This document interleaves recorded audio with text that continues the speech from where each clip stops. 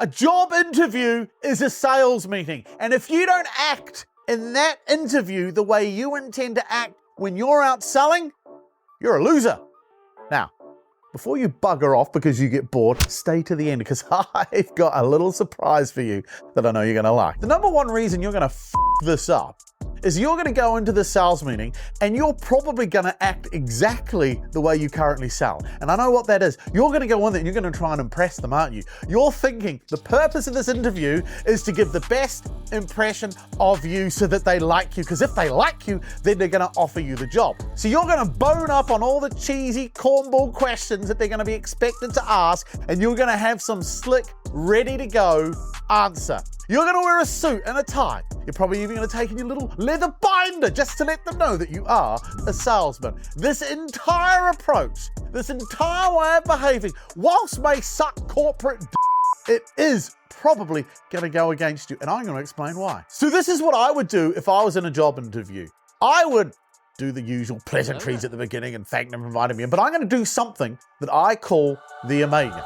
Now, the Omega, if you know your Greek alphabet, stands for the end, or as we say in sales, closing. If I'm going to hire you as a salesperson, the first thing I want to know is, can you actually close?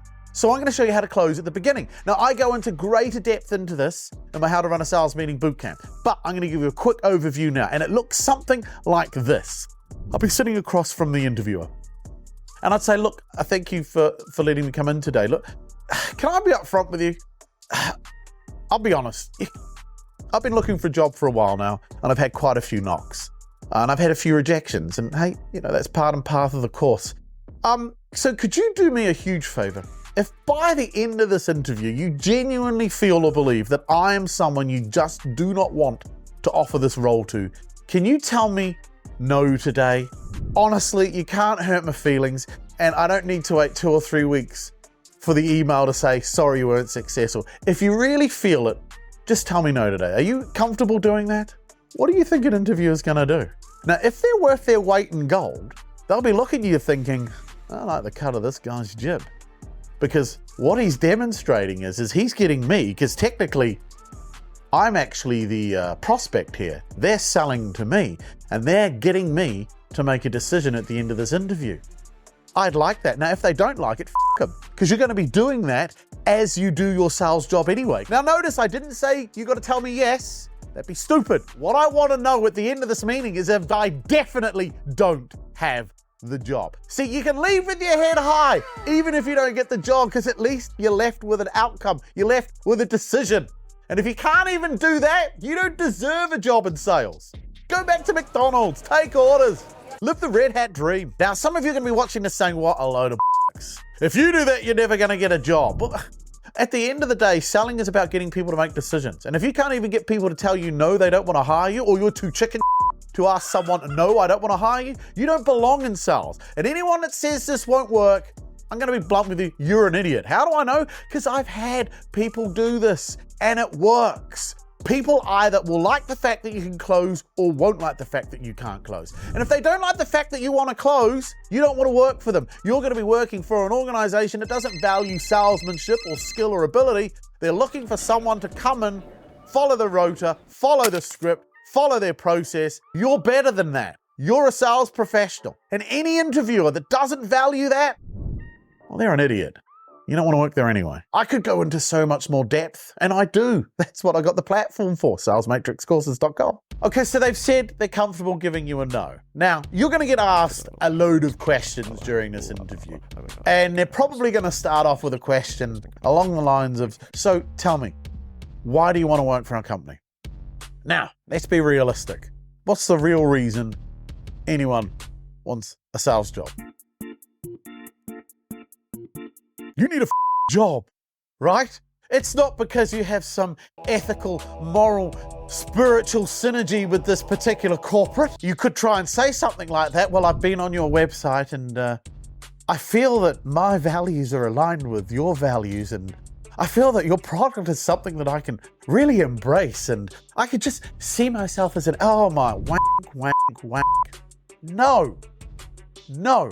What you want to do is be disarmingly honest. And if you need a job, I would actually say, This is what I would say. If somebody said to me, so Benjamin, why do you want to work for our company? The first thing I'd do, and if you've done my training, you know, is I go, you always answer a question with a question. And I would say, look, I'm happy to give you an answer. Do you want me to tell you the truth, or do you want me to tell you what I think you want to hear? Everyone will say, tell me the truth. That truth, I need a job. That's the honest truth. I need a job, and I've been looking for work, and I've seen what your company sells, and I believe I can sell it. But if you're asking me, have I gone away and tried to figure out some fancy, sexy answer to give you to suck up? The answer is no. Because at the end of the real reason is, I need a job. Now, I already know what you're thinking. They're just gonna tell you to get out. No, I think you underestimate the power of honesty when talking to another human being. I think of all the other candidates, you're the only one that's actually said anything remotely true. And if I'm looking for someone to employ, I'm looking for honesty, I'm looking for integrity, I'm looking for character, I'm looking for strength, I'm looking for vulnerability. You've demonstrated all of that by being disarmingly honest. Now you can go on to give them an intellectual answer because you can back it up and say, I have researched your company. But the real reason, the honest God's truth, why am I here? I need a job. I have a wife, I have children, I have a mortgage, and I need a job. And I know I can do this, but that's why I'm here. Honestly. The reaction will be positive. It won't be negative. And if it is negative, what does that tell you about the person interviewing you and the sort of organization you're going to work for? Are they looking for people that are honest and open? Or are they looking for sycophants, suck-ups that are just going to toe the line and do what they're told? Do you want a career or do you want to be a wage slave?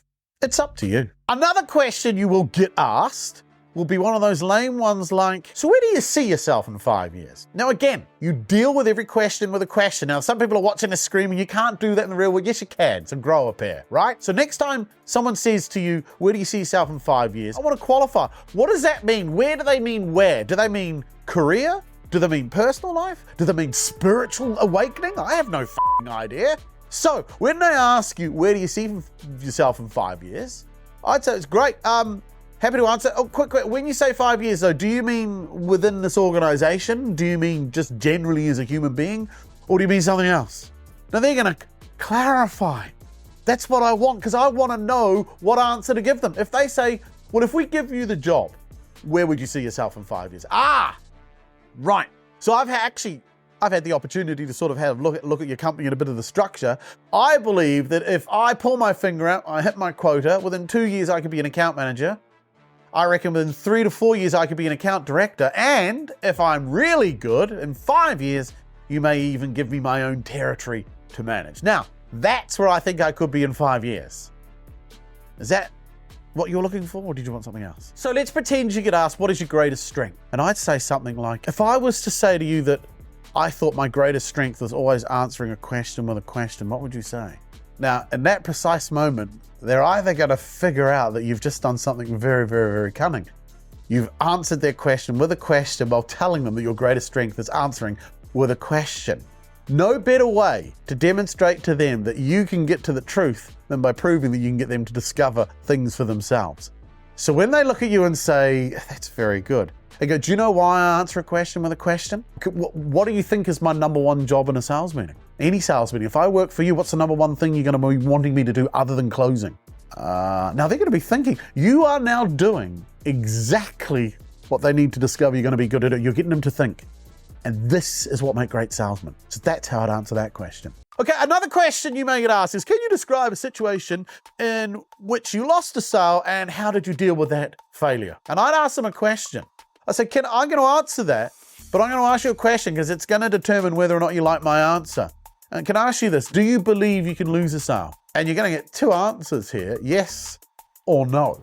Now the answer actually is no, because you can't lose something you never had. The only time you can lose a sale is if someone puts money in your bank account and then they take it back out of you. That's the only time you can lose a sale. So when you ask me, have I ever lost a sale? I can say with your hand on heart, no, I've never lost a sale.